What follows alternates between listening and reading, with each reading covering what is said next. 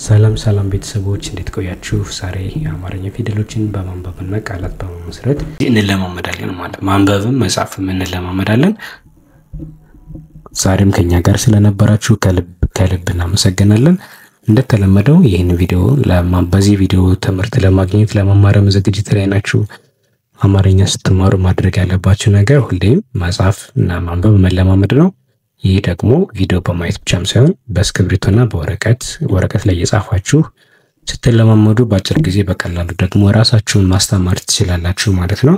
በተጨማሪ ደግሞ ራሳችሁን ከማስተማር በተጨማሪ አስተማሪ ተመድቦላችሁ መማር የምትፈልጉ ተማሪዎች እኔ በኦንላይን አስተምራለሁ።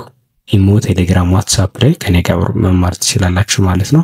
ስለዚህ ቀጥታ ይሄን ስክሪን ላይ የሚታያችሁን ቁጥር ሴቭ በማድረግ ብቻ በዋትስአፕ ወይ በቴሌግራም ለኔ መደወል ማለት ነው ማድረግ ነው የሚጠበቅባችሁ፣ መደወል ነው የሚጠበቅባችሁ።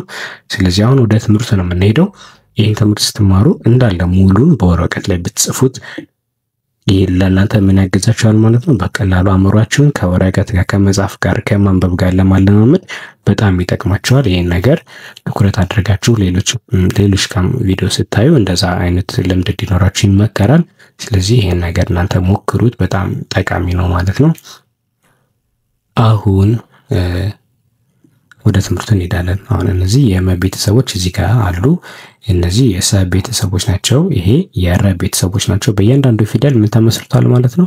የተመሰረቱ ቃላት አሉ። ስለዚህ ፊደሉንና ቃሉን በማንበብ አሁን እያንዳንዱን እየጠራን እናልፋለን ማለት ነው። እስኪ መጀመሪያ ፊደሉን ወርታች እናንበው። የመ ቤተሰብ መ፣ ሙ፣ ሚ፣ ማ፣ ሜ፣ ም፣ ሞ። እስኪ መ፣ ሙ፣ ሚ፣ ማ፣ ሜ፣ ም፣ ሞ ፊደሎች ይመስላሉ ሲነበቡ። አሁን ደግሞ ከጎን የተመሰረቱ ፊደላትን ቃላቱን እየጠራን እንለማመዳለን። እስኪ አሁን ይሄ ማን ነው ማለት ነው? መ ነው። በመ ነው የሚጀምረው። ይሄ ፊደል ለ፣ መ፣ ለ። ይሄ ፊደል ሰ፣ መለሰ። ስለዚህ ማን ብለን እናነባለን ማለት ነው? መለሰ ብለን እናነባለን ማለት ነው። እሺ አሁን ይሄኛውን መለሰ ብለን አንብባለን። እቺኛይቱንስ ቻውን ሙ ነች።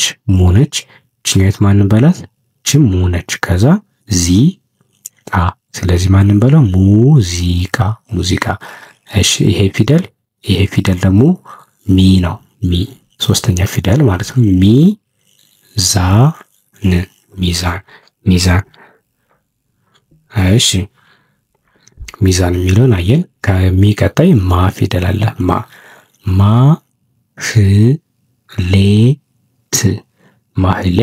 ማህሌት። ይህን ፊደል ማህሌት ብለን ማንበብ እንችላለን ማለት ነው። ቀጣይ ደግሞ ይሄ ፊደል ማን ነው? ሜ ነው። ሜ የመ ስንተኛ ፊደል? አምስተኛ ፊደል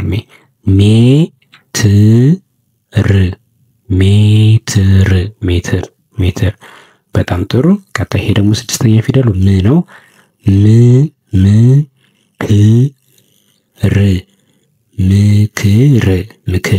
ምክር። ይሄ ሰባተኛ ፊደል ሞ። ስለዚህ ይሄ ፊደል ሞሰብ።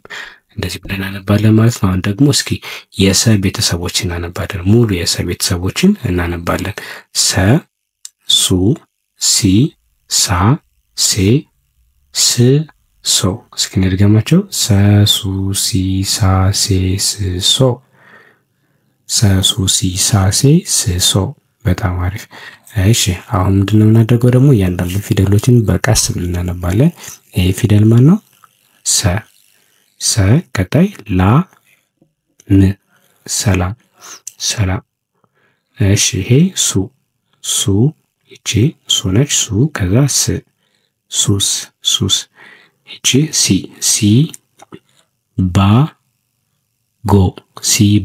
ሲባጎ። እሺ ቀጣይ ደግሞ ይችኛት ፊደል የሰ አራተኛ ፊደል ሳ፣ ን፣ ቲ፣ ም። ሳንቲም።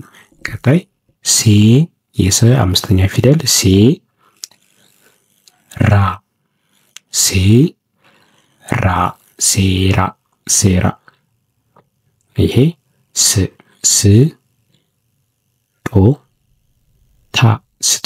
ስጦታ። ይሄ ሶ ስ ት ሶስት ብለን ማንበብ እንችላለን ማለት ነው። እኔ ቀረን ማለት ነው የረ ቤተሰብ ነው የቀረን። የረ ቤተሰብ ሙሉ እናነባለን። ረ ሩ ሪ ራ ሬ ር ሮ ረ ሩ ሪ ራ ሬ ር ሮ። እሺ አሁን ወደ ፊደሉ እንሄዳለን ማለት ነው። ወደ ጽሁፍ ወደ ቃሉ እንሄዳለን።